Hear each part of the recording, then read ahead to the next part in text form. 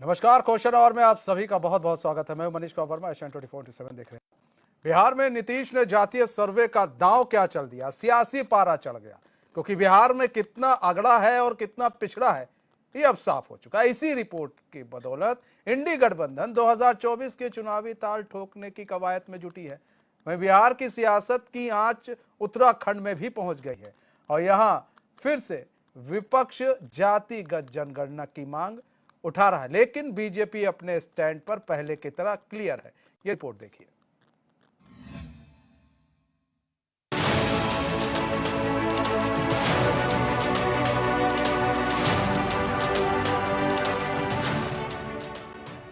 बिहार सरकार ने जनता के सामने जैसे ही जातीय जनगणना का पूरा लेखा जोखा रखा, मानो सियासी भूचाल सा आ गया। 2024 के लोकसभा चुनाव का इंडिया अलायंस का सबसे बड़ा ब्रह्मास्त्र उसने बिहार से जातीय जनगणना के नाम पर छोड़ दिया, जिससे एनडीए अलायंस में हड़कंप मचना लाजमी था। हुआ भी कुछ ऐसा। बिहार सरकार के फैसले को जहां पूरा इंडिया अलायंस स्वागत कर रहा था और इसे अपनी बहुत बड़ी जीत बता रहा था, वहीं बीजेपी भी इस जातीय जनगणना के आंकड़े को लेकर सवाल खड़े कर रही थी और इसकी कमियां गिना रही थी। कहते हैं एक बार ब्रह्मास्त्र छोड़ा जाए तो उसका असर दिखता जरूर है। नीतीश बाबू ने ऐसा तीर छोड़ा कि इसका असर केवल बिहार में नहीं बल्कि देश के सभी राज्यों में देखने को मिला। सियासी पारा ऐसा गर्म हुआ जिसकी तपन सियासी गलियारों में साफ देखी जा सकती है। यही वजह है कि उत्तराखंड की राजनीतिक फिजा में एक बार फिर से जातीय जनगणना की मांग गूंजने लगी है। पक्ष से लेकर विपक्ष दोनों ही जातीय जनगणना की मांग कर रहे हैं।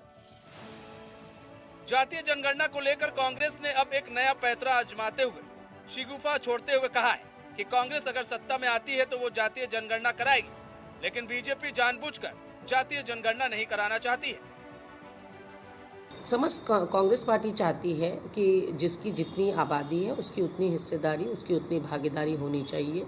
और 2011-12 में जो हमने कास्ट सेंसस कराया था उसको अभी तक सार्वजनिक नहीं किया गया। तो हमारी 3 प्रमुख मांगों में वो भी एक प्रमुख मांग है कि हमारे द्वारा जो जनगणना कराई गई 2014 में माननीय मोदी जी प्रधानमंत्री बने और वो ठंडे बस्ते में चली गई, उसके आंकड़े सार्वजनिक किए जाएं। उसके अलावा 50% का जो आरक्षण है उसका कैप हटाया जाए। और निश्चित रूप से कांग्रेस पार्टी ने कहा है कि जिस तरह से बिहार अपनी जातीय जनगणना कर चुका है उसी तरह से आने वाले समय में जहाँ जहाँ कांग्रेस की सरकारें हैं जिस जिस प्रदेश में वहाँ भी जातीय जनगणना होगी, क्योंकि पता तो लगना चाहिए कि आखिर किसकी कितनी आबादी है और कहाँ किस प्रदेश में किस तरह का डेमोग्राफिकल चेंज हो रहा है। अगर हम बात एनडीए गठबंधन की करें तो कुछ लोग हैं जातिगत जनगणना के पक्ष में, लेकिन वो लोग हैं जो अपनी पार्टी को जाति आधारित पर चला रहे हैं। वहीं बीजेपी ने यह साफ कर दिया है वो विकास की गणना पर विश्वास रखती है। वे कांग्रेस देश को भड़काने की कोशिश कर रही है। देखिए, कांग्रेस ने हमेशा राजनीति का जो रास्ता अपनाया है, हमेशा भटकाने वाला एक भ्रामक रास्ता कांग्रेस पैदा करती रही है। जहां पूरा देश के प्रधानमंत्री नरेंद्र मोदी जी के विकास के एजेंडे पर, विकास के रास्ते पर चलने का प्रयास कर रहे हैं और पूरे देश के अंदर हमने विकास की गति की नई ऊंचाइयों को छुआ भी है। विकास के नए नए माइलस्टोन्स छुए हैं। केंद्र सरकार की, राज्य सरकार की हर योजना हर जाति के लिए, हर धर्म के लिए, हर वर्ग के लिए उससे लाभान्वित हो रहे हैं। तो मुझे लगता है भारतीय जनता पार्टी तो विकास की गणना में विश्वास करती है। जब हम नारी शक्ति वंदन की बात करते हैं तब ये महिला आरक्षण के पैरोकार बन जाते हैं। जब हम विकास की बात करते हैं इस तरह के विषय लाकर देश का ध्यान भटकाने की कोशिश करते हैं। लेकिन देश की जनता इनका असली चरित्र, इनकी असली नीयत यह समझ चुकी है। ऐसे किसी भी बहकावे में देश की जनता नहीं आने वाली। देश की जनता को विकास चाहिए और वो विकास देने का काम देश के प्रधानमंत्री नरेंद्र मोदी जी, प्रदेश के मुख्यमंत्री पुष्कर सिंह धामी जी कर रहे हैं। कुल मिलाकर सवाल यह उठ रहा है कि आखिर जहां देश 2023 के आधुनिक युग में पहुंच गया है और हमने चांद के सफर को तय कर लिया है, ऐसे में जहां शिक्षा, रोजगार, स्वास्थ्य की बात होनी चाहिए थी, वहां जाति और धर्म की बात हो रही है। इन सबको तो देखकर सिर्फ एक गाना याद आता है कि तेरे संसार की हालत क्या हो गई भगवान, कितना बदल गया इंसान, कितना बदल गया इंसान। उत्तराखंड से ब्यूरो डेस्क की रिपोर्ट।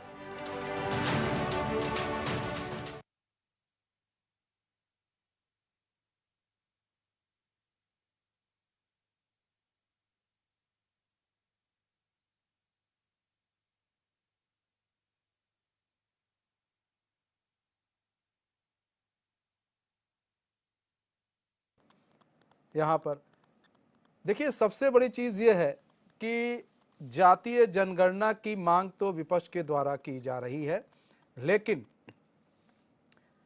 जो बीजेपी है वो इसके पक्ष में बिल्कुल भी नहीं है। जातीय जनगणना के पक्ष में बीजेपी बिल्कुल भी नहीं है। आज कई सारे सवाल हैं,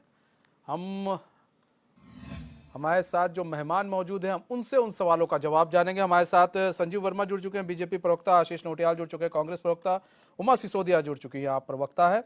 आप तीनों ही मेहमानों का बहुत बहुत स्वागत है एचएन में। सबसे पहले रुख कर लेते हैं हम, आशीष नोटियाल जी आपका रुख कर लेते हैं। जातीय जनगणना की मांग कर रहे हैं सर आप लोग कि जातीय जनगणना कराया जाए, क्यों कराया जाए? आखिर जातीय जनगणना में ऐसा क्या है, जाति की ओर क्यों भाग रहे हैं आप लोग?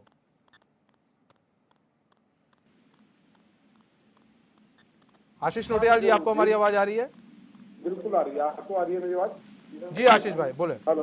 हाँ, जो हमारा देश है ये कई जाति धर्मों के लोगों से मिलकर बना है। हाँ। ये एक ऐसा गुलदस्ता है जिसमें हर तरीके के जाति धर्म के लोग रहते हैं। हाँ। हिंदू भी हैं, मुस्लिम भी हैं, सिख हाँ। ईसाई भी हैं। उसके बाद हमारे अलग अलग जो जाति धर्म है, ओबीसी हैं, एसटी हैं, एससी हैं, ब्राह्मण है, हर तरीके के लोग, हर तरीके के लोग रहते हैं। तो निश्चित ही बहुत जरूरी है कि हमारे देश के अंदर जाति जनगणना होना बहुत जरूरी है, जिससे पता लग सके कौन सा तबका नीचे है, कौन सा तबका ऐसा है जो नहीं कर पा रहा है, जो बहुत नीचे। आप देखिए, अभी एक छोटी सी बात थी, जब देश के अंदर चीते विलुप्त हो गए तो मोदी जी चीते लेके आ गए। आज अगर देश के अंदर कोई जाति धर्म, अगर कोई लोग जो है कोई नीचे है, जो बहुत कम ग्रोथ कर पा रहे हैं, तो उनके लिए जाति जनगणना को मेरे ख्याल से नुकसान वाली चीज तो मुझे नहीं लगता। अगर मोदी जी ये करते तो एक मास्टर स्ट्रोक होता, पर ये अगर विपक्ष कर रहा है तो इसको आप लेके अलग अलग बातें कर रहे हैं। दिक्कत क्या है? अगर जाति जनगणना हो भी जाएगी तो कहाँ परेशानी आ रही है बताएं? चलिए, बिहार में करा लिया आपने, लगता है बिहार में हो गया, बिहार की रिपोर्ट आ गई, ठीक है। अब सुनिए ना नोटियाल भाई, अब सुनिए, इसके बाद देखा जाएगा। सुनिए तो अब सवाल भी तो सुन लीजिए। कौन लोग खराब है? नहीं ठीक है, बिहार में आ गई, अब आपने जातीय जनगणना करा ली, रिपोर्ट पेश कर दिया, उसके बाद क्या, अब क्या होगा? बिल्कुल, अब आर्थिकी भी देखी जाएगी जाति जनगणना के बाद, आर्थिकी भी देखी जाएगी। और निश्चित ही हर वर्ग का उत्थान किया जाएगा। हमारा मानना यह है। कैसे करेंगे? आप कह रहे हैं जिसकी जितनी हिस्सेदारी उसकी उतनी भागीदारी। देखिए ना, आप जिसकी जितनी, सुनिए ना सर, हिस्सेदारी जिसकी। जब मोदी कास्ट में बोला, आशीष भाई आवाज आ रही है, ओबीसी पे चिल्लाने लग गया, ओबीसी का अपमान हो गया था। सर आज अगर हम जाति की जनगणना की बात करें तो सुनिए ना सर, आपने उस समय ये क्यों नहीं बोला कि देश के प्रधानमंत्री का अपमान हुआ? आपने ओबीसी का अपमान क्यों बोला? सुनिए ना आशीष भाई, जिसकी जितनी हिस्सेदारी उसकी इतनी भागीदारी, यही तो नारा दे रहे हैं आप।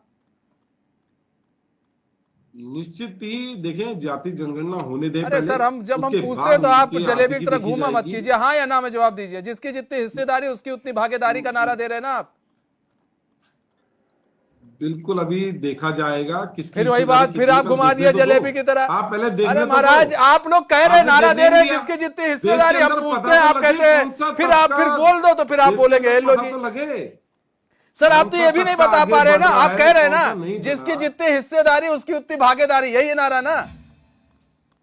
देखिए, ये तो आप बताएंगे क्या? अरे सर, हम क्या बताएंगे? नेता आप हैं, हम हैं नेता, हम थोड़ी ना है, हम थोड़ी ना है आपके प्रदेश अध्यक्ष या राष्ट्रीय अध्यक्ष। आप जाति आप पहले ही आगे कहाँ जा रहे हैं? पहले जाति जनगणना होने। अरे सर, आप ही तो बोल रहे हैं जिसके, ठीक है चलिए सर, लगता पहले सर आपको सुनना पड़ेगा कि आपके नेता क्या बोल रहे हैं। सर आशीष भाई, आप गोल गोल मत, जलेबी मत बनाइए यहाँ पर, ठीक है। उमा सिसोदिया जी, उमा सिसोदिया जी, जिसकी जितनी हिस्सेदारी उसकी उतनी भागीदारी को तो लेकर ही चला जा रहा है, ये इंडिया अलायंस चल रही है। साल में जो हमारी 2011 की जनगणना होनी चाहिए थी, उसके बाद से जो जनगणना के आंकड़ों को छुपाया है बीजेपी ने, मेरी समझ से बाहर है कि आखिर ऐसा क्यों किया गया। आज भी हमारा समाज जो है, देखिए हम चाहे कितनी भी बातें करें कि जाति प्रथा नहीं होनी चाहिए, जातियां नहीं होनी चाहिए, सर्वधर्म संभाव होना चाहिए, जातिगत वैमनस्यता नहीं होनी चाहिए और मतलब जो जातियां हैं उन सबको खत्म करके सबको सिमिलर होना चाहिए, इस तरह की बातें आधुनिक समाज में हो रही हैं और बहुत अच्छा भी है, मैं इसको गलत भी नहीं कहती हूँ। आज भी अगर हम लोग देखें तो हमारे देश में अंतर्जातीय विवाह जो है बहुत कॉमन हो गए हैं और इससे कहीं ना कहीं जातियों की जो बेड़ियां हैं वो टूटी हैं। लेकिन फिर भी हम इस बात को आज भी राजनीति में डिनाई नहीं कर सकते कि आज भी जातिगत जनगणना देखने के बाद ही खुद बीजेपी में इसको वो सोशल इंजीनियरिंग कहते हैं कि जिस कॉन्स्टिट्यूएंसी में जिस जाति के लोग ज्यादा होंगे उस कॉन्स्टिट्यूएंसी में ये कोशिश करी जाए कि उसी जाति के उसी वर्ग विशेष के लोगों को वहां पर टिकट दिया जाए ताकि जो उस जाति के लोग हैं वो अपनी जाति के व्यक्ति को ज्यादा वोट दे पाए। इसको वो लोग सोशल इंजीनियरिंग कहते हैं। वो एक नया शब्द उन्होंने इजाद किया है पिछले चुनाव में कि हम ये इस तरह से कर रहे हैं। ऐसे में अगर कांग्रेस ने ये कहा कि भाई जातिगत जनगणना होनी चाहिए और नहीं कांग्रेस ने, आप लोग भी कह रहे हैं, नहीं तो आप लोग तो इस पर चल रहे हैं ना, जितनी जिसकी हिस्सेदारी उसकी उतनी भागीदारी, यही है ना नारा? देखिए हम लोग तो 50% महिलाओं के आरक्षण की भी बात कर रहे हैं और हमारे दबाव से, विपक्ष के दबाव से मोदी जी ने लॉलीपॉप ही सही लेकिन थमाया तो है। वो बात अलग है कि 2029 का उन्होंने कहा है कि महिला आरक्षण। उमा सिसोदिया जी, मोदी जी ने ये जो लॉलीपॉप आप लोग कह रही है थमाया है, ये आप भी जान रही है, पता नहीं था आप लोग को कि होने क्या वाला है। सब लोगों को ये कुछ और अंदेशा था कि ये होगा, लेकिन यहाँ पर तो खेल हो गया था वहां पर, ठीक है, जब महिला आरक्षण की बात हुई थी। लेकिन जो आप लोग हिस्सेदारी और भागीदारी की, हमको ना आशीष भाई अब बता रहे हैं, अब आप लोग गोलमोल घुमा रहे हैं। हम बस एक छोटा सा सवाल है उमा जी, जिसके जितने हिस्सेदारी उसकी उतनी भागीदारी की ही बात इंडिया अलायंस कर रही है ना, क्योंकि सपा भी कर रही है, कांग्रेस भी कर रही है, आपके कर रहे हैं, यही है ना, जिसकी जितनी हिस्सेदारी उसकी उतनी भागीदारी।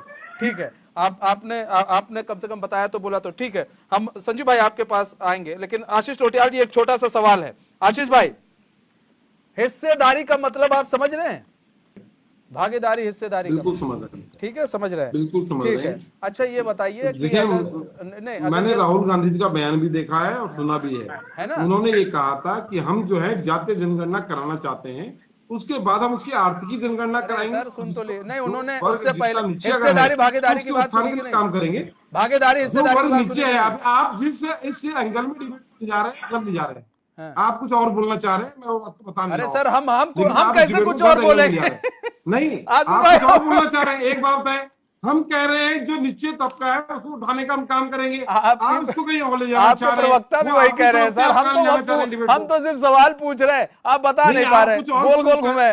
आप कुछ और कोशिश कर रहे हैं। मैं आपको पूरा समझ हम रहा तो हूं। पूछ तो रहे, हम आपकी क्या, कोशिश क्या है, अच्छा मैं आप समझ हमारे रहा हूं। मन की बात जान आप गए। डिबेट अच्छा को गलत ये जगह बताइए, का काम कर रहे हैं। ठीक है आशीष भाई बताइए, हमने नहीं कहा। ठीक है आशीष भाई बताइए ना, हम क्या पूछना जातीय चाह रहे हैं? जनगणना इसलिए जरूरी है, एक बात है, अरे सबसे एंकर ज्यादा होने अच्छा समझ से आप बाहर है। हिंदू अगर हम मुस्लिम वंचित वर्ग ये चीज विशेष अलग को है। उनकी आप हिस्सेदारी देना चाहते हैं तो कहाँ आप गलती जाना कहाँ चाह है रहे हैं कांग्रेस की या हम कह रहे हैं जो वर्ग नीचे है उसका उत्थान के लिए काम ठीक करेंगे। है, हम उस पर आप आएंगे, अलग ठीक कहानी है, कर रहे कितना हैं। उत्थान हो रहा है उस पर आ जाएंगे, ठीक है, उस पर आ जाएंगे, ठीक है संजू भाई, सबसे बड़ी चीज ये है, तो ये लोग तो हिस्सेदारी भागीदारी की बात कर रहे हैं कि जिसकी जितनी हिस्सेदारी उसकी उतनी भागीदारी।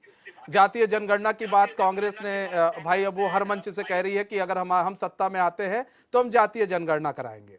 और लेकिन 2011 की बात पर भी मैं आऊंगा, अभी आप लोग को भी बताऊंगा 2011 में हुआ क्या था। आशीष भाई आप लोग को पता नहीं है, कांग्रेस में रह के आप लोग को नहीं पता, लेकिन मैं बताऊंगा आपको। ठीक है संजू भाई जवाब दीजिए। मनीष जी देखिए, सर्वधर्म संभाव के भाव से हम लोग चलते हैं और मैं सोचता हूँ भारत का जो प्रत्येक जनमानस है वो सर्वे भवन्तु सुखिना के भाव से चलता है और यही हमारे आदर्श भी हैं, हमारे विचार भी हैं। और जिस प्रकार से सबका साथ, सबका विकास, सबका प्रयास और सबका विश्वास के भाव से हमारी सरकारें चल रही हैं, यानी सबको साथ लेकर विदाउट एनी डिस्क्रिमिनेशन, न किसी को कम न किसी को ज़्यादा, न जाति का भेद, न वर्ग का भेद, न ऊंचे का भेद, न नीचे का भेद, बल्कि सबको एक समान न्याय देना। और जितने भी सरकार की योजनाएं हैं, प्रत्येक धर्म को, प्रत्येक जाति को, प्रत्येक वर्ग को एक समान देना, तो ये सर्वधर्म संभाव के आदर्श और उस पर हम लोग चल रहे हैं। और मैं सोचता हूँ समाज के अंदर कोई विघटन नहीं होना चाहिए, समाज को बंटने नहीं देना चाहिए। जिस प्रकार से कांग्रेस पार्टी मोहब्बत की दुकान चलाने वाले इस समय नफरत बांटने पर तुल गए हैं। एक समय मनीष जी ऐसा था जिस समय कांग्रेस का जबरदस्त बोलबाला था और 420 से ज़्यादा लोकसभा की सीटें इनके पास आई थी और राज्यसभा में भी इनका बहुमत था, लोकसभा में भी इनका बहुमत था और राज्यों में भी इनका बहुमत था। ये लोग चाहते तो उस समय जो चाहे वो कर सकते थे, चाहे जातीय जनगणना करवाना चाहते थे वो करवा सकते थे, कोई किसी भी तरह के बदलाव करना चाहते थे, रिफॉर्म्स के माध्यम से ये लोग सब कुछ कर सकते थे, लेकिन इनकी न मंशा थी, न नियत थी, ना इनकी कोई सोच थी।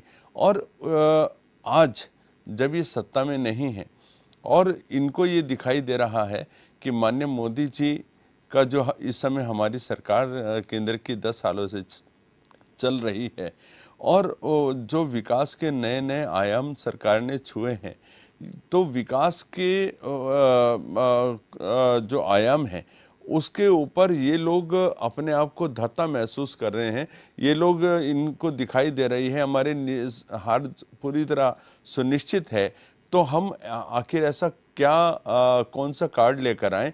तो इसी बात को लेकर ये जातिगत जनगणना का इन्होंने एक शिगुफा छोड़ने का काम किया। अभी मनीष जी, अभी जो ये लोग बार बार एक कुप्रचार कर रहे हैं कि बिहार में जातिगत जनगणना हुई है, तो बिहार में जातिगत जनगणना नहीं हुई, जातिगत सर्वे हुआ है।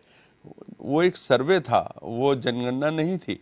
और अभी जो ये मेरी बहन कह रही थी कि आपने 2021 में जनगणना को रुकाने और छुपाने का काम किया, तो 2011 की बात। हाँ, 2011 की में। हाँ।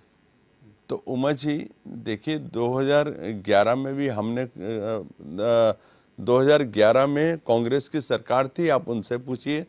और 2021 की आप जहाँ तक बात करते हैं, 2021 में आपको भी अच्छे से जानकारी है कि कोरोना था, इसी वजह से जनगणना को आगे टाला गया। बीजेपी तो फिलहाल जातीय जनगणना के तो वो तो पक्ष में है भी नहीं ना। सर, हम तो बिल्कुल पक्ष में नहीं है। हाँ। हम जातीय जनगणना का समर्थन कांग्रेस पार्टी लगातार कर रही है और ये बहुसंख्यक समाज को लगातार बांटना चाहती है और तुष्टीकरण की राजनीति पर ये लोग सर, एक मिनट मेरी बात पूरी होने दीजिए please sir.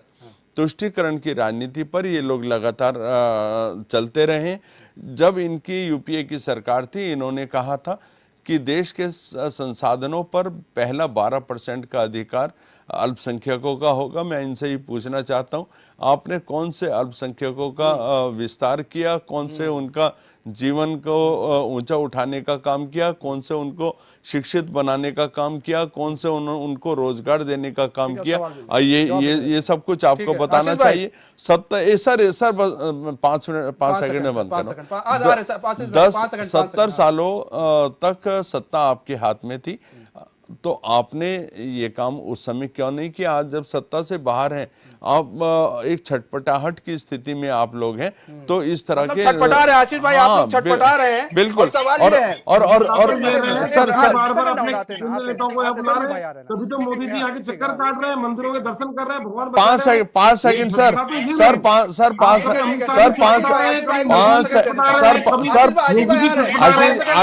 5 second. Manish ji, Rajiv Gandhi ji प्रधानमंत्री थे उस समय। 27% आरक्षण ओबीसी को देने के नाम पर इन्होंने उसका जबरदस्त विरोध किया और उसका हर्ष क्या हुआ पूरा देश जानता है। हजारों युवाओं ने जिंदा जलवाने का काम भी कांग्रेस पार्टी ने किया।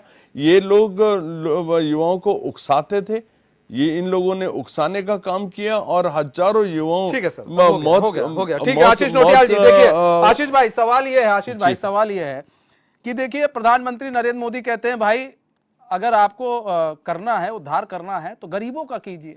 अब जब आप गरीबों के बीच में जाएंगे तो आपको फिर जातियों को छोड़ दीजिए, आप गरीबों का उद्धार कीजिए, गरीबों की बात कीजिए। आप कह रहे हैं ना कि हम जातियों का उद्धार करेंगे, और फिर कहते हैं जिसकी जितनी हिस्सेदारी उसकी उतनी भागीदारी। अब हिस्सेदारी में जनाब एक चीज और भी याद रख लीजिएगा, अरे उमा जी आ रहे हिस्सेदारी में आप ये भी याद रख लीजिएगा, फिर जाति का मतलब फिर ठाकुर पंडित भी होते हैं, फिर उनको हिस्सेदारी देनी पड़ गई तब फिर आप लोग के लिए फिर दिक्कत पैदा हो जाएगी। जो तबका नीचे है उसको उठाने का हम लोग काम करेंगे। ये मैंने राहुल गांधी जी का बयान सुना है और देखा। सर आपने नहीं सुना, जिससे जितनी हिस्सेदारी उतनी उतनी भागीदारी सर। आप परेशान मत हो, तो हिंदू की भागीदारी सबसे ज्यादा होगी, आप क्यों परेशान हैं? हाँ तो बस यही था, यही मैं कहना चाह रहा हूँ, यही तो मैं आपसे सुनना चाह रहा था। अगर हिंदुओं की भागीदारी, आप क्यों परेशान है? देखिए इस चीज को अलग ट्रैक पे न ले जाएं। जो बात फिर आरक्षण दे देंगे हिंदुओं को सबसे ज्यादा। जितना ज्यादा धर्म के नाम पर हो, चाहे राज्य के नाम पर हो, चाहे गांवों के नाम पर हो, भारतीय जनता पार्टी बांटती है तो कौन बांटता है? आप देखिए उत्तराखंड के अंदर देख के कि कुआं से मुख्यमंत्री बन गया तो गढ़वाल से ये बनाना है हमें, ये लोग ज्यादा देखते हैं, हम लोग नहीं देखते। हम तो हर किसी का उपकार करते हैं। आप देखिए भारतीय जनता पार्टी एक ऐसी पार्टी है जिसे बचपन से ही अपने कार्यकर्ता, चलिए उद्धार कैसे करेंगे ये बता दीजिए, बनाए। उद्धार कैसे करेंगे? उद्धार कैसे नहीं होगा? एक बात होता है, जब किसी की आबादी जिसकी कम है, जो भी कास्ट जो निकलेगी, कम आबादी निकलेगी, जो आर्थिकी कमजोर निकलेगा उसको ऊपर उठाने का काम करेंगे। आशीष भाई बुराई क्या है? पता ही नहीं, आपके पार्टी का स्टैंड ही नहीं पता है।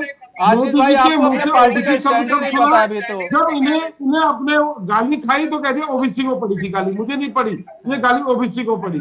और बात कर रहे हैं ये जाति धर्म की, खुद तो जाति धर्म के नाम पे बांटने का काम करते हैं। उसके बाद ओबीसी ने ही जो है इनके ऊपर केस किया कि आप तो ओबीसी है ही नहीं, आप ओबीसी बोल क्यों रहे हैं? तो ये लोग झूठ की राजनीति करते हैं और देश को तोड़ने की राजनीति करते हैं। हम देश को, हर वर्ग को साथ चल के ले जाने की हर वर्ग यही तो सारी चीजें हैं गड़बड़, जातीय जनगणना यही सबसे ज्यादा सारी चीजें हैं।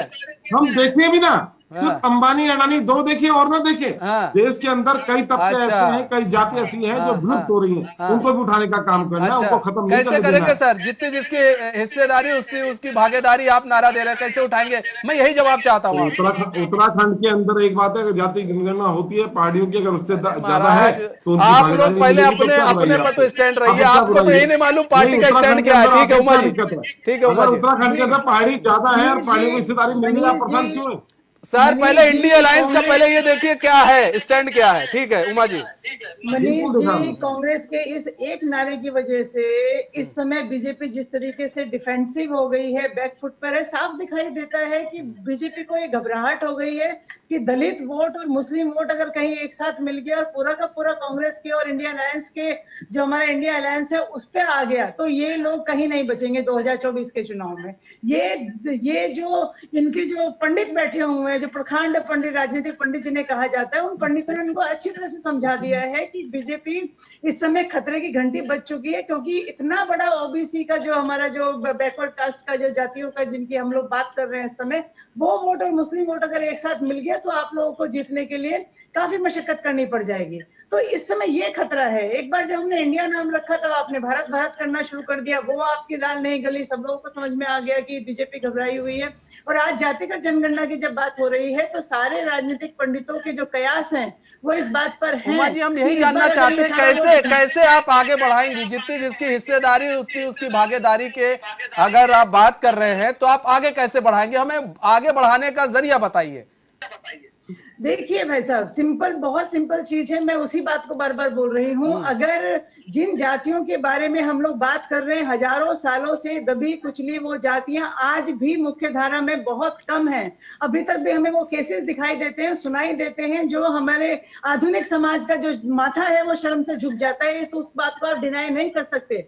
आज भी हमारे गांव में, छोटे कस्बों में उस तरह की स्थिति है कि जब आपको जो ऊंची जाति, अगड़ी जाति और पिछड़ी जाति का जो विष है वो अभी तक भी हमारे समाज में है। आज भी हमारे ब्राह्मण और ठाकुर समाजों में आज भी दलित बहू या दलित दामाद को स्वीकार नहीं किया जाता, बहुत बहुसंख्यक में। मैं बड़े बड़े पढ़े लिखे शहरों की बात नहीं कर रही हूँ, लेकिन बहुसंख्यक हिंदुस्तानी समाज जो है नहीं, ऐसे में उनको फिर वो आप जब इस तरह करा लेंगी तो फिर ऐसे में लोग उनको अपना लेंगे।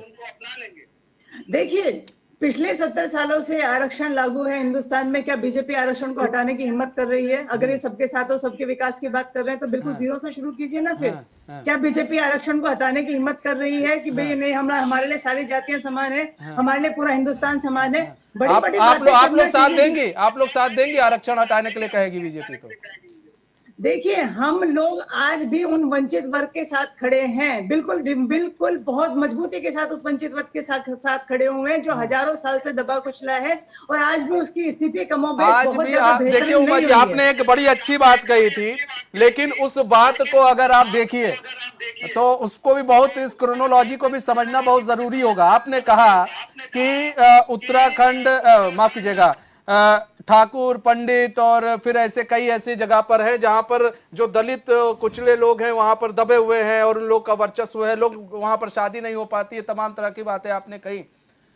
उसी कुप्रथा को खत्म करने की बात कही जा रही है, इस गरीबी को खत्म करने की। अगर आपने जातीय जनगणना कराई तो यहां पर तो आप क्या करेंगे, फिर से वो प्रथा लागू कर देंगी जो पिछले पुरानी थी कि जाति आज तुम इस जाति के हो, जो और ये जो लोग होंगे वो कहेंगे भैया तुम तो इसमें आते हो, सबसे अति पिछड़े में आते हो, तुम ऐसा करो, तुम वहां बैठो। अच्छा, तुम किस में आते हो? तुम इसमें आते हो, तुम वहां बैठो।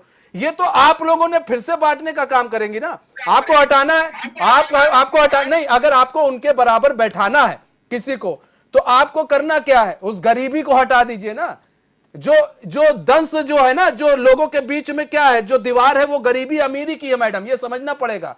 एक आईएएस, एक आईपीएस ऑफिसर जब कोई बनता है, उमा जी सवाल सुनिएगा, एक आईएएस, एक आईपीएस या फिर कोई भी बड़ा अधिकारी, उच्च अधिकारी, कोई भी निचले तबके का वो जब बनता है, उस कुर्सी पर बैठता है, तो किसी भी जाति या किसी की भी इतनी औकात नहीं होती कि उससे कोई ऊंचे आवाज में बात कर ले, उसको अपने बराबर पर बैठाकर अपने एक थाली में खाना खिला देता है मैडम।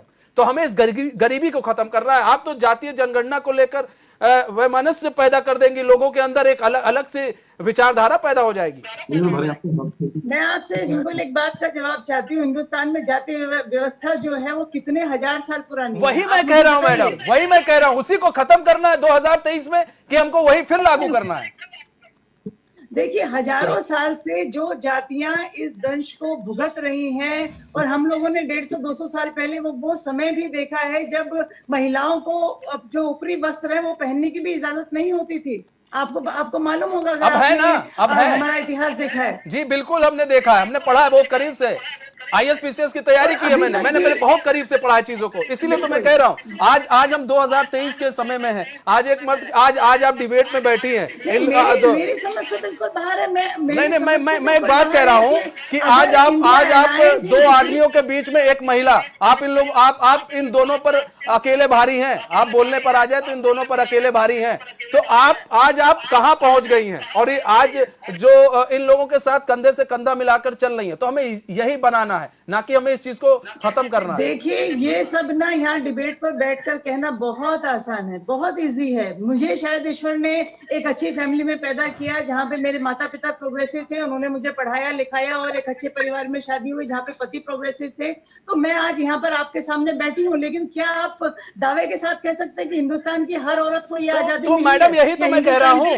ठीक है आशीष नोटियाल जी, यही तो बात हो रही है कि इसी को तो खत्म करना है। आप शिक्षा की बात कीजिए ना, कि महिलाओं को शिक्षा दे। सिर्फ महिलाएं नहीं है, जो दलित कुचले लोग हैं, जो गरीब लोग हैं, उन्हें शिक्षा दी जाए, उन्हें बेहतर स्वास्थ्य की सुविधा दी जाए, उन्हें रोजगार दिया जाए, उन्हें पैसा दिया जाए। आप कहां जातीय जनगणना के पीछे पड़ गए जनाब? और इस पिच पर अगर आप खेलेंगे तो आपके लिए ही दिक्कत है फिर बाद में। बिल्कुल नहीं, मैं बिल्कुल इस बात को डिनाई करती हूँ। इस मुद्दे को उछालने में बीजेपी जिस समय जितनी मेहनत कर रही है वो देखने लायक है। उनको डर हो गया है कि सारी पिछड़ी जातियां और मुस्लिम वोट अगर एक साथ राइज पर चला गया तो बहुत इन लोगों में जीतना बड़ा भारी पड़ जाएगा। जो पसंद आएगा जनता वो जवाब देगी। आप क्यों परेशान है इस चीज से? तो जातीय जनगणना अगर करना चाहते हैं और कई जाति ऐसे हैं जो खत्म होती जा रही है, उनके लोग उत्थान नहीं हो पा रहे हैं। सर भाई, मैं जब पूछता हूँ तो आप फिर गोल गोल हमें जलेबी घुमा के फिर खिलाने लगते हैं। मैं पूछ रहा हूँ जिसकी हिस्सेदारी उतनी भागीदारी, तो कैसे जातियों को आगे बढ़ाएंगे? एक सवाल का जवाब नहीं आपके पास। आप ढंग से बयान सुनिएगा। बात यह है जो जाति वर्ग नीचे सर, आप अपने नेताओं का बयान खुद ना सुनना। राहुल गांधी को सुनते हैं, अपने प्रवक्ताओं को भी सुनते हैं, राहुल गांधी को सुनते हैं कि नहीं सुनते हैं? बिल्कुल आइडियोलॉजी आपको पता है, आपको पहले क्या जाति है? जनगणना होगी, उसके बाद आर्थिकी जनगणना भी होगी, हाँ। और जिसकी आर्थिकी कमजोर होगी उसके उत्थान एक चीज पकड़ के बैठ के आर्थिकी जनगणना होगी। हमने कहा बिहार में लागू हो गया, आप एक सवाल का जवाब नहीं दे पा रहे हैं। बिहार में लागू हो गया, उसके बाद क्या? उसके बाद क्या कर रहे हैं आप? क्या करेंगे बताइए? अभी तो आर्थिक जनगणना होने तो दो। आप पहले फिर वही बात कर रहे हैं, फिर हम ये तो आपको एक दिन में चाहिए। हाँ। और ये भाजपा वाले आपके बगल में बैठे हैं जो फटकार खा रहे हैं कोर्ट की, इन्होंने जो लोकायुक्त नियुक्त करने पे इन्होंने फटकार खाई, आप उनसे नहीं पूछ रहे क्यों? जातीय जनगणना की बात हो रही है, लोकायुक्त पर हो ये बात नहीं चुकी करते। है। हाँ सर, जातीय जनगणना करते की हैं, आप बात हो नगर रही है निगम के सर। चुनाव को टालने का काम कर रहे हैं। महाराज जातीय जनगणना की बात हो रही है, इधर उधर मत घुमाइए। जलेबी घुमाने से कुछ नहीं होगा सर। डिबेट जातीय जनगणना पर है, जातीय जनगणना पर है, और इस पर भी करते हैं लोकायुक्त पर, तो उनको घेरते हैं। ये हमें जलेबी खिलाने से कोई फायदा नहीं है जनता को। ठीक है संजू भाई, जवाब करना है, जो तबका नीचे रह गया विकास की दौड़ में, उसको भी आगे लाएंगे। सर कुछ क्या, वही जब पूछ रहे हैं तो जलेबी घुमाते हैं आप लोग, फिर कहते हैं, फिर बाद में कहते हैं इस पर पूछिए उस पर पूछिए। जाति धर्म बने हुए हैं तो उनकी जनगणना भी हो तो उसमें परेशानी क्या है? अरे सर वही तो जब मैं पूछ रहा हूं आपसे, मैं आपसे पूछ रहा हूं, जाति में ठाकुर पंडित आते हैं कि नहीं आते हैं? हाँ या ना में जवाब दीजिए आप।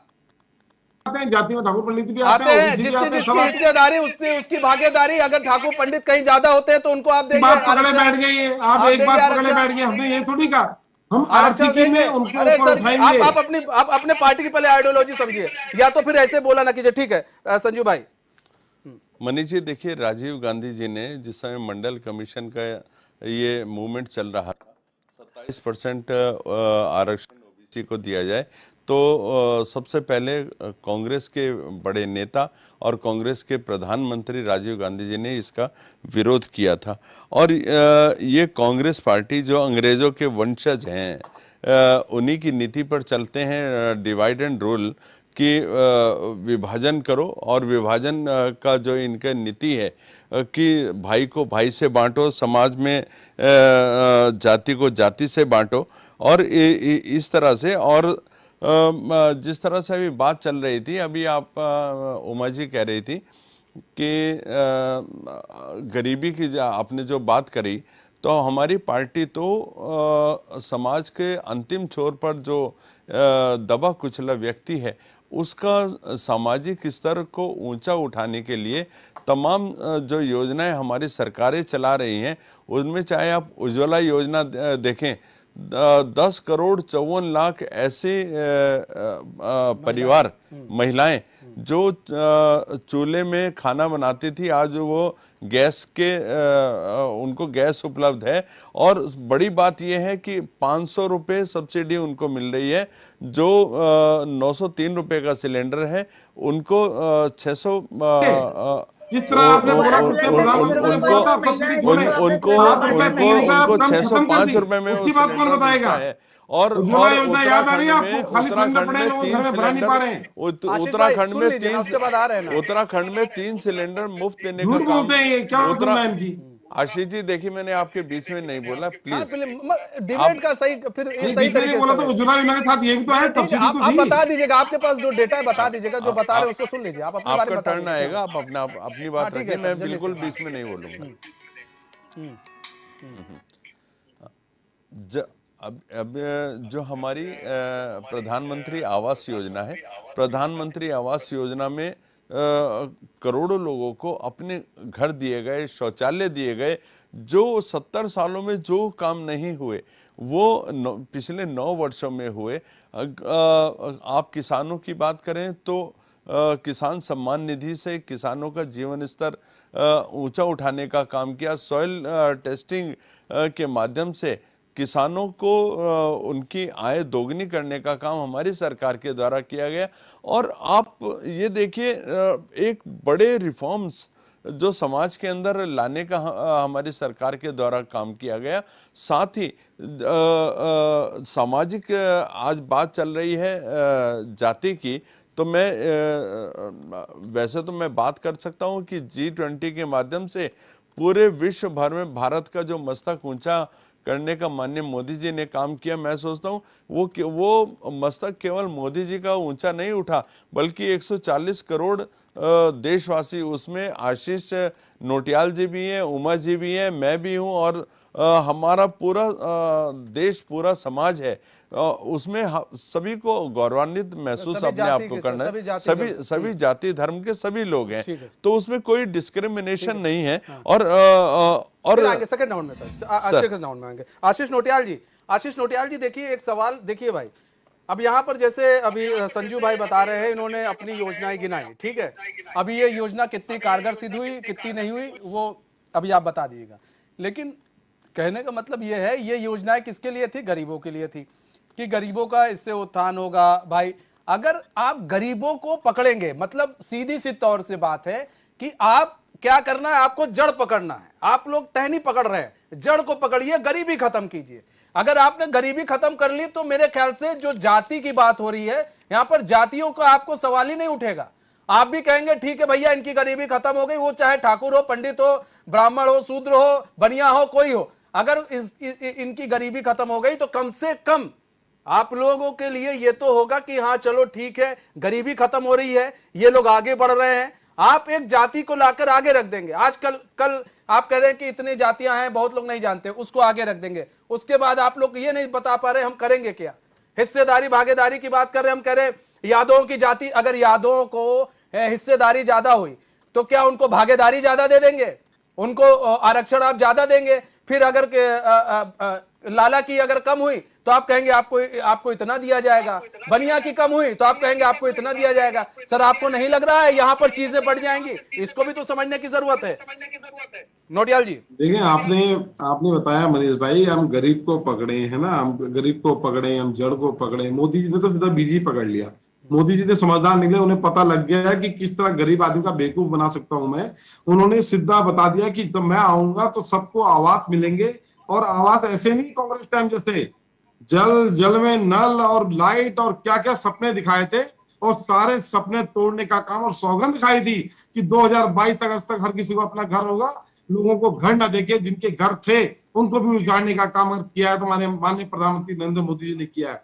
गैस सब्सिडी के लिए किस तरह से नरेंद्र मोदी जी खड़े हुए थे कि भाइयों गैस की सब्सिडी आप लोग छोड़ दो, मैं गरीबों को सीधा लाभ देना चाहता हूं, मैं आपके खाते में सीधा पैसा डालना चाहता हूं, मैं बिचौलियों को खत्म करना चाहता हूं। अगर आपको याद हो, उसके नाम पर भी इन्होंने पेट्रोल पंपों में बड़े बड़े बोर्ड लगा दिए थे कि आप गैस की सब्सिडी छोड़ो, देश के उतारने छोड़ो, हम डायरेक्ट लाभ देंगे। यही मोदी जी हैं आज जिन्होंने गैस की सब्सिडी के नाम पर गैस का सिलेंडर तो 500 से 1200 रुपए कर दिया, और सब्सिडी जो लोगों के खाते में डाली 7 रुपए 3 रुपए, अब शायद वो भी खत्म कर दी।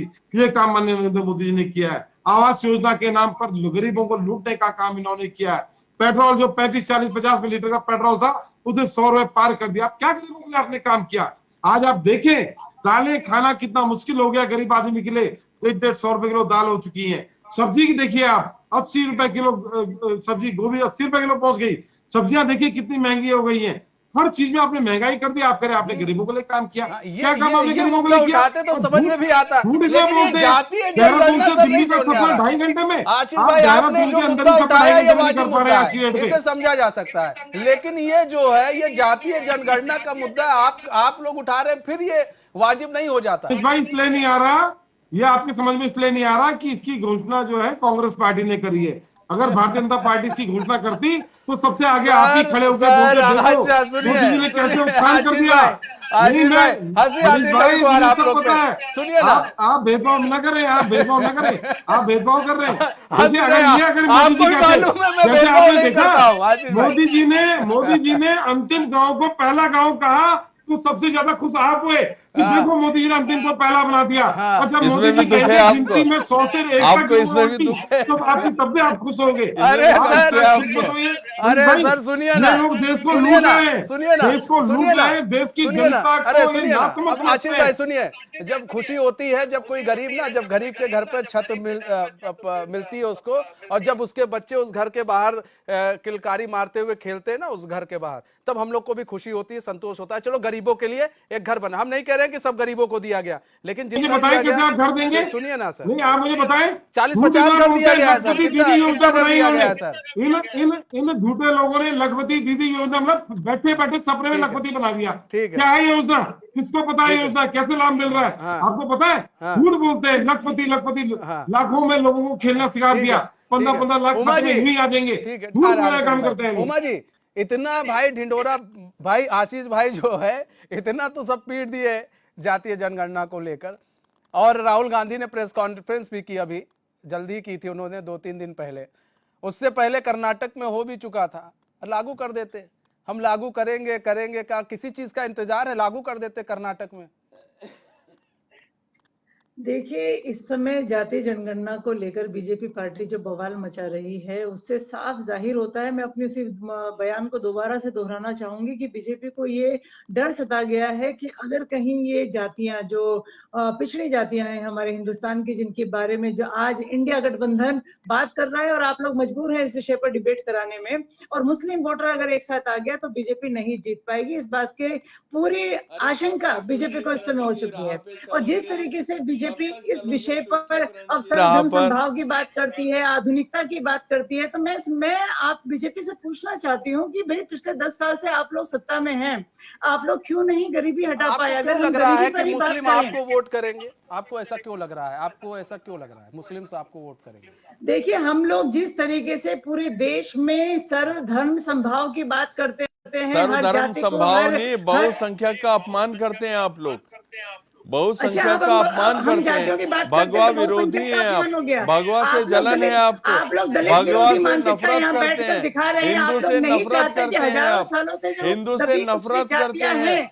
उसका ट्रेलर आपने दिल्ली में दिखाया, उसका ट्रेलर आपने दिल्ली में दिखाया जब आपके एक पार्षद अमानुल्लाह के घर से आईबी के अधिकारी की हत्या की गई, उसके ऊपर तेजाब फेंका गया, उसके टुकड़े टुकड़े करे गए।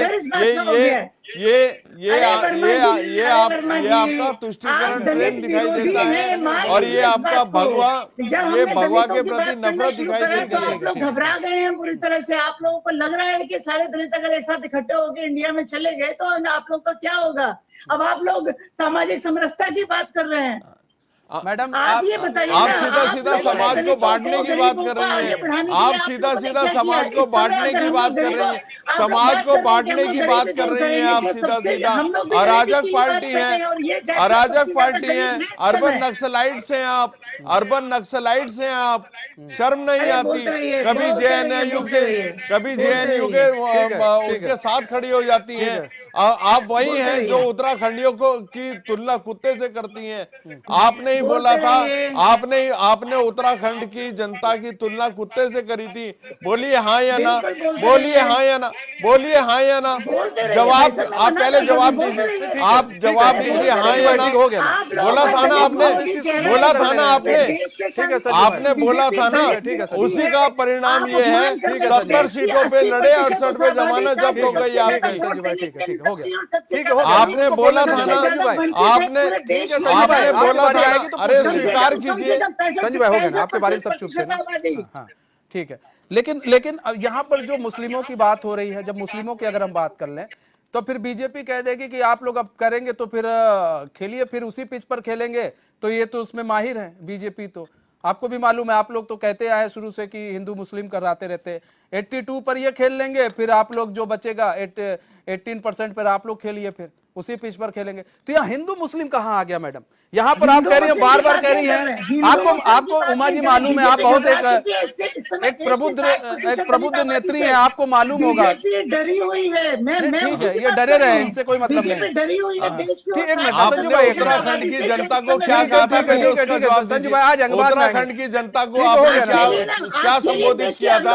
आप ये बताइए, ये मानसिकता है आपकी ये आपकी मानसिकता है। हो गया ना संजू भाई, हो गया, बार बार नहीं ना, एक चीज को बार बार शर्म नहीं उसकी बात नहीं, मैं तो सिंपल कैलकुलेशन बोल ठीक है संजू भाई, बार बार एक चीज है, बार बार एक चीज, ठीक है ठीक है। आप लोग विरोधी है दलितों के, जो देश की 60% ले- आबादी है, ले- जो हिंदू आबादी है, आपको सब आप आपके तो विरोधी पूरे है। उत्तराखंड की विरोधी हैं। ठीक है, आशीष आप नोटियाल तो जी। पूरी उत्तराखंड की ठीक है, विरोधी ठीक है, ठीक है, संजू भाई। उत्तराखंड के सभी ठीक है, संजू भाई समाज हो की गया, आप संजू भाई हो गया, हो विरोधी गया, हैं। हो हिंदू विरोधी है, ठीक आप है दलित ठीक है विरोधी हैं। ठीक क्या है उमा जी। दलितों को आशीष हिंदू नोटियाल नहीं जी, मानते हैं? अब यहाँ पर अगर हम बात कर लें दलितों की, पिछड़ों की अगर हम बात करें, तो आपको भी मालूम है और नहीं मालूम है तो आपको मालूम करना चाहिए कि पिछले लोकसभा चुनाव में दलितों ने भर भर कर इनको वोट किया था, और इनके जितने भी लोकसभा चुनाव इन्होंने लड़े हैं उसके बाद से दलित वोटों की जो संख्या है, रेशियो है, परसेंटेज है, वो बढ़ती गई है। तो ऐसे में इनकी तरफ आखिर क्यों झुक रहा है दलित?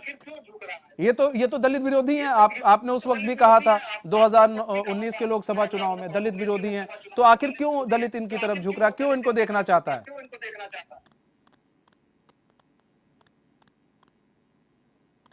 आशीष भाई। हाँ जी, किनकी तरफ देख रहा दलित? बीजेपी वालों की तरफ को? सर 2019 में तो देखा ना आपने इनकी तरफ बताया, इनकी तरफ तो कोई भी नहीं देख रहा। इनको देख कौन रहा? इनको देश तो ये तो दौड़ा दौड़ा कर, कोई बोलेगा नहीं कि मैं भाजपा का सदस्य भी हूँ, ये हाल हो जाएंगे इनके। इन्होंने पूरा देश का क्या बेड़ा गर्क कर दिया। कितनी गंदी सोच वाले लोग हैं ये, देश को तोड़ने का काम करते हैं। दलितों को यूज तब करते हैं जब इन्हें लगता है कि दलित के साथ आज ये हत्या हो गई, दलित के साथ ये हो गया, मुझे ओबीसी बोल दिया, ओबीसी को बोल दिया। अरे यार, किस तरह की घटिया राजनीति करते हो मोदी जी। अगर मोदी जी को हमने कहा कि मोदी जी को कुछ बात बोली है, इनकी तो मोदी जी प्रियंका कहते हैं गांधी मुझे नहीं अलवर गई, में थी, मैं इनकी ओबीसी को प्रियंका गई। गांधी अलवर में थी, और जहां पर वो रुकी हुई थी उत्तराखंड के उससे अंदर, आधा किलोमीटर किस तरह दूर उत्तराखंड के अंदर वो मंदिरों में कहां से कपड़े लेके आते हैं, एक एक साल तक तैयारी करते हैं। एक दलित बालिका के भाजपा की साथ तरफ रेप होता है, कोई नहीं दिख और रहा। उसकी हत्या ठीक है ठीक है, आ रहे ना सर, और सब बात में समझ आ रही है ना क्या बोल रहे हैं सर। एक मिनट ना, एक मिनट ना संजू भाई, ठीक है ठीक है, उस पर आ जाएंगे संजू भाई, एक मिनट ना, एक मिनट ना, उनकी बात नहीं सुन रहे, नोटियाल जी की बात नहीं सुन जाने की रहे। जहमत नहीं सर उठाते। संजू भाई बात नहीं समझ रहे, समझने दीजिए ना। ठीक है नोटियाल जी, आप क्या कह रहे थे, अपनी बात को पूरी करें। मैं ये कह रहा हूं, इनकी तरफ कोई नहीं देख रहा है, इनकी तरफ जनता इस नजर से देख रही है। कितने झूठे लोग थे, कितना 9 साल तक इन्होंने जनता को बहलाने का काम किया, कितना हाँ, झूठ 70 बोला। सालों कहाँ है तक वो झूठ गुजरात बोला आप लोगों मॉडल ने। जिसकी ये लोग बात करते थे? कहाँ है वो 100 स्मार्ट सिटी जिसकी ये लोग बात करते थे? कहाँ है सबको अपने अपने घर मिलेंगे, वो कहाँ है? उनकी बात जनता देखना चाहती है। जनता ये देखना चाहती है कि आपने जो वादा किया था कि हम काला धन लेके आएंगे और इतनी मात्रा में काला धन आएगा कि 15-15 लाख यूं ही मिल जाएंगे, वो जनता ढूंढ रही है। कब 15 लाख रुपए आएंगे? जनता इनकी तरफ इस नजर से देख रही है। आस नहीं है जनता को। अगर जनता आस की नजर से देखेगी तो 100 रुपए का पेट्रोल 300 रुपए कर देंगे और 1200 रुपए का गैस सिलेंडर 6000 रुपए कर देंगे। जनता अब इनकी तरफ इस नजर से नहीं देख रही है। जनता इस नजर से देख रही है किस तरह 3 महीने कटे और आपको हम विदा करें। अब नहीं चाहिए भारतीय जनता पार्टी, बहुत हुई महंगाई की मार, अब नहीं चाहिए भाजपा सरकार। जनता इस नजर की ओर देखती है। तो अब बता दीजिए कि जातीय जनगणना कराएंगे, उसके बाद क्या करेंगे, ये तो बता दीजिए सर। इतना तो आपने बोल दिया, लेकिन जातीय बताने पर जनगणना आ रहे हैं। निश्चित होगी और जो कर्नाटक में उत्थान कब लागू जिसका करेंगे? करना होगा, कर्नाटक जो में, जाति कर्नाटक के लोग में, नीचे होंगे, कर्नाटक में, उनके उत्थान के लिए हम लोग काम कर्नाटक में करेंगे। कब लागू करेंगे? कर्नाटक में कल को कर देंगे। आप क्या चाहते हैं? कल कर दीजिए, हमारे लिए तो बढ़िया है। कल को लागू कर कल दे, करवाइए। आप अरे कोर्ट का आप तो जवाब करवा तो दे नहीं दीजिए। पाए। आज तक लोकायुक्त क्यों नहीं किया आपने? बताइए ना, लोकायुक्त करवाएंगे क्यों नहीं हुआ सर, आज तक? कर्नाटक अपनी में नहीं देख रहे आप? करवाएंगे। हर जगह फटकार पड़ रही है। हाँ। आपको अभी सुप्रीम कोर्ट ने पूछा किस आधार पर आपने उसको गिरफ्तार किया, ये सिसोदिया जी को, मनीष सिसोदिया जी को। आप उसका जवाब नहीं दे पाए। आप हमसे पूछ रहे हैं कब करेंगे? चोर कल को चोर कर भाई दे। भाई, पहले जातीय जनगणना होने तो दो। चोर चोर जब मोसेरे जातीय भाई, जनगणना हो जाएगी, चोर केंद्र में चोर हमारी मोसेरे सरकार भाई। सर कर्नाटक बिल्कुल में हो लागू गई है, होगा। लागू क्यों नहीं कर रहे हैं? आप रुक तो जाओ। अरे हम तो रुके ही हैं सर। सरकार आने तो 3 महीने बिताई कर्नाटक में सरकार नहीं है, कर्नाटक में सरकार 3 महीने नहीं है। बिताई हो तो रही है आपकी। कर्नाटक में इतनी सरकार हड़बड़ाहट क्यों कर रहे हो? चुनाव में आपकी मीडिया तरह प्रेशर रात डालेंगे को ना 3 मोदी जी के ऊपर। रात को 3 बजे रात को आपकी तरह शपथ ले लें जैसे महाराष्ट्र में आपने ली थी। हाँ। ऐसे रातों को देश की 12-12 बजे महिला शपथ ले आबादी लें। 50% आबादी हमारे हिंदुस्तान की। आप मीडिया प्रेशर डालिए ना। बीजेपी प्रवक्ता आपके साइड में बैठे, पूछिए इनसे महिला आरक्षण 2024 में लागू क्यों नहीं कर रहे हैं? हाँ। करें ना लागू पूरे 2024 अरे में। आपके अंदर दम था क्या? 70 सालों तक आपकी सरकारें रही, मैं तो ये 70 सोच पाता सालों हूं। तक आपकी सरकारें रही, 5 बार मैं तो बिल ये नहीं आया, सोच 5 पाता बार हूं। गिरा। एक मिनट, सरकार को पूरा श्रेय जाता है। हमारी सरकार ये बिल नहीं भी सोच- लेके नहीं, आई हाँ, और पूरा बिल श्रेय जाता है को महिलाओं पास के भी हाथ में करवाया, लैपटॉप देने बिल का। को ये पास पाँच भी साल में करवाया। मैं ये नहीं आपको सोच पा रहा हूं। धन्यवाद ठीक देना है, चाहिए संजू भारतीय भाई, जनता ठीक है। पार्टी को। नहीं, धन्यवाद की बात धन्यवाद अलग भी है। देना चाहिए आपको हाँ, भारतीय ठीक है, जनता ठीक पार्टी है। को। एक बात, हम ये नहीं सोच पा रहे कि आप लोगों ने महिला आरक्षण बिल पर समर्थन दिया। और ये एक मिनट ना, रुके ना संजू भाई, मनीष जी एक मिनट। संजू भाई प्लीज, आप अब हम अभी आपके पास आ रहे, एक मिनट ना।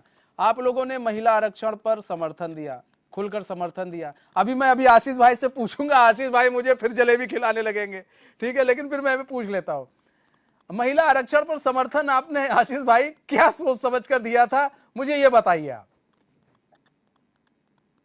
होना चाहिए, ये तो हमारा पुराना मुद्दा था, महिला आरक्षण होना चाहिए और आज अगर लागू हो रहा है तो इसके में बहुत खुशी है। पर भारतीय जनता पार्टी ने इसको भी अटकाने का काम किया, फिर सर इस क्यों बात का बहुत मुड़वाया? दुख है। अगर महिला आरक्षण महिला देना है, आरक्षण पर आप आज सर ही क्यों अभी अपने मुड़वाया राज्य मंत्री आपकी बनाए थे, महिला 10 मंत्रियों ने? 10 में से 4 महिलाओं को बना देते। हम कहते आप हैं बड़ी मुश्किल से महिला आशीष ढूंढ पाए, आप लोग बताओ इतनी आशीष महिलाओं जी, में आशीष जी, मतलब देश को गुमराह करने का काम कर रहे हैं।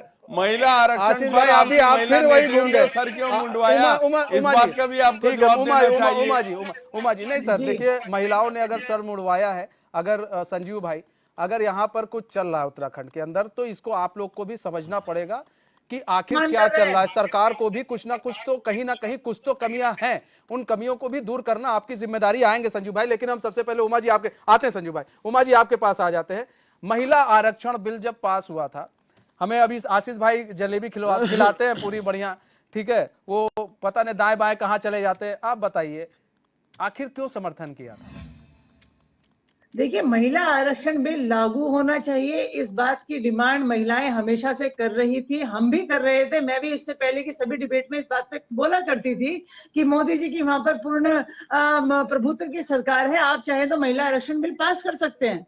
सभी महिलाएं, देश की हम लोग 50% आबादी की आवाज उठा रहे थे।